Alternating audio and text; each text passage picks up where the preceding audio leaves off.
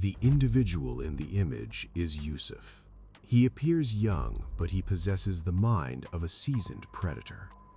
This entire case feels like a dark fusion of the dark web, artificial intelligence, and a twisted drama.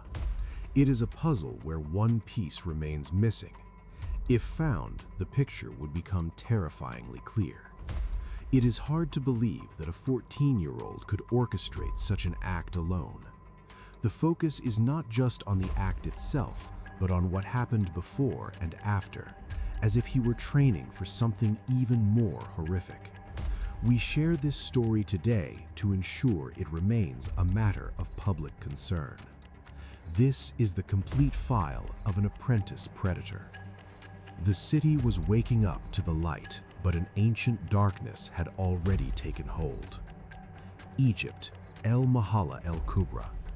It was October 16, 2025, exactly at 8 a.m. in the station area.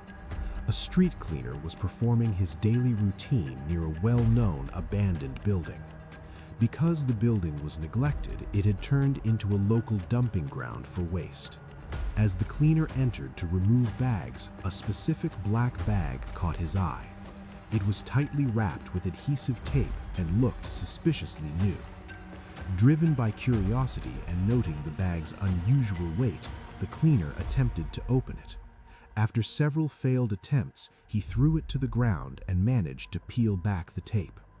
To his horror, he discovered a human leg inside.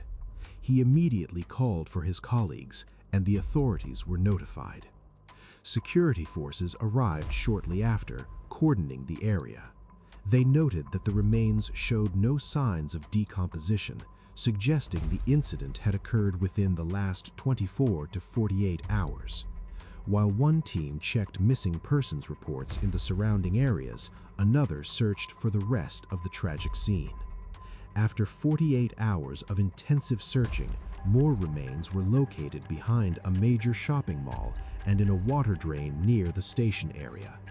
The recovered parts included the head, hands, and legs.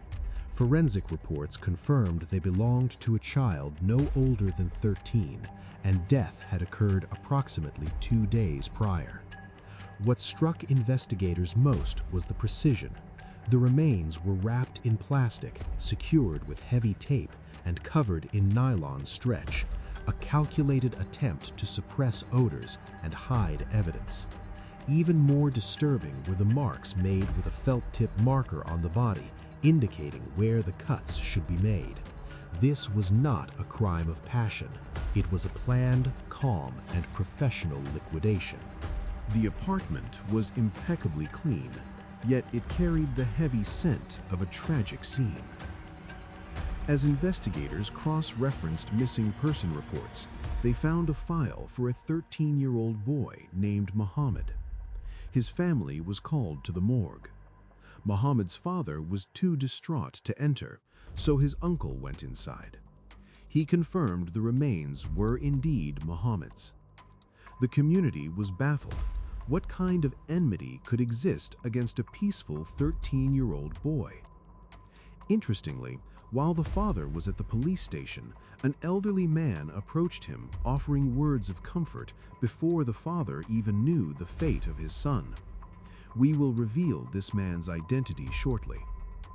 Muhammad was an only child, a quiet second prep student raised in a loving and stable environment. His parents were hard-working people who protected him dearly. On October 14, Muhammad left for a private lesson. When he didn't return by 5 p.m. and his phone was switched off, his mother panicked. Witnesses at the learning center stated that Muhammad had left with a classmate they didn't know well. Security footage eventually tracked Muhammad's final movements. He was seen boarding a microbus with Yusuf. They traveled to Yusuf's neighborhood and entered Yusuf's home. Muhammad was never seen leaving. Investigations into Yusuf revealed a deeply fractured family. He had lived there for 5 years with his father and 2 siblings, while his mother had moved away after a bitter divorce. His father, a carpenter, worked long hours, leaving the children unsupervised. Neighbors described Yusuf as a strange, isolated boy. Schoolmates claimed he carried blades and often threatened others. When police questioned Yusuf at his apartment, he appeared tense but claimed he had merely walked Muhammad to the bus stop. However, witnesses told a different story. A local pharmacist remembered Yusuf buying medical gloves and tape. A poultry shop owner saw Yusuf carrying a heavy bag. When asked about a large wound on his hand, Yusuf calmly claimed he had been helping a butcher. Inside the apartment, forensic experts noticed an overwhelming smell of chlorine and air fresheners. Despite the cleanliness, they detected a persistent, tragic scene stain on a sofa cover that someone had tried desperately to scrub away. Finally, they found Muhammad's cap, the one he was wearing the day he vanished, hidden inside Yusuf's room. The confession was crystal clear, but the motive was a hollow void. Under the weight of the evidence, Yusuf confessed. He admitted he knew Muhammad from school, but his primary motivation was a poisonous blend of jealousy and greed. He resented Muhammad's stable life and the way he spoke fondly of his parents. Yusuf, who felt abandoned after his mother married his uncle, had turned to theft to survive. Yusuf was addicted to violent mobile games that rewarded players for simulated acts of aggravated assault. He even tried to recruit schoolmates to act out these violent scenes for money. 3 months prior to the incident, Yusuf had stolen Muhammad's new phone. Muhammad eventually discovered the theft via surveillance footage and threatened to report Yusuf to the police and his father. Terrified of the consequences, Yusuf lured Muhammad to his house on October 15th under the guise of returning the phone and having lunch.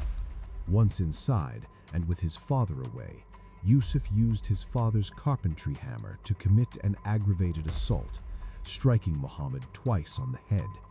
He ordered his younger siblings to stay outside. In a chilling turn, Yusuf then consulted an AI chatbot, asking for instructions on how to dispose of a body. When the AI provided no information, he mimicked techniques he had seen in television dramas and games. He used a felt-tip marker to map out the sections and used his father's electric saw to divide the remains into 6 pieces. During this 7-hour process, a neighbor knocked on the door. Yusuf opened it, covered in a tragic scene, and the neighbor fled in shock, but remained silent out of fear. Yusuf then disposed of the parts in various locations, but kept the right leg hidden under his sister's bed. When his father returned, he noticed the smell. Yusuf's sister eventually found the leg, causing his father to flee in horror.